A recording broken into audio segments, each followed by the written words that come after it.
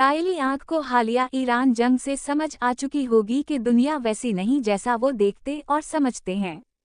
इस्तिमारियत अपनी हरस और लालच की बुनियाद पर चीज़ों को तोड़ती और जोड़ती है, जबकि समाज की साइंस के अपने डायनामिक्स यानी हरकी उसूल होते हैं, जिन्हें इस्तिमारियत हुआ देकर अपनी हुकूमत को मजबूत करती है। जैसे मणिपुर में हिंदुओं और बनी मनाशे के ईसाई बरादरी में मजहबी तनाव होता रहा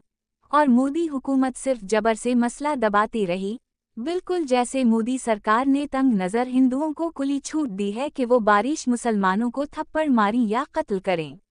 यानी नफरत की बुनियाद पर अवाम तकसीम रहीं और हुकूमत जारी रहे। आने वाले दौर में इस्राएली रियासत को बैरूनी दबाव के साथ साथ अंदरूनी खलफिशार का भी शिकार होना पड़ेगा, जब एक सफ़ेद रंगत वाला यहूदी सियाह रंग के भारतीय हिंदू सुकूनत पजीर को या बनी मनाशे के नौ यहूद को चैनी चेहरे वाले खद वाव खाल रखने की बना पर उछूत समझकर धत्कारेगा।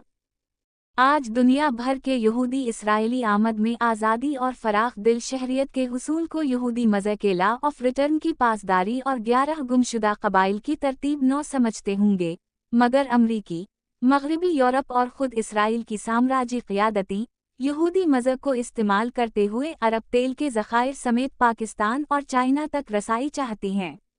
यही वजह है कि चाइना इसराइल को साम्राज्य की फ्रंट लाइन समझता है और ईरान को तहफ़्फ़ुज़ की वो दीवार जो कायम रहेगी तो दुनिया महफूज रहेगी। कहानी वो नहीं होती जो इस्तिमारी रियासत की दादी अम्मा सुनाती है।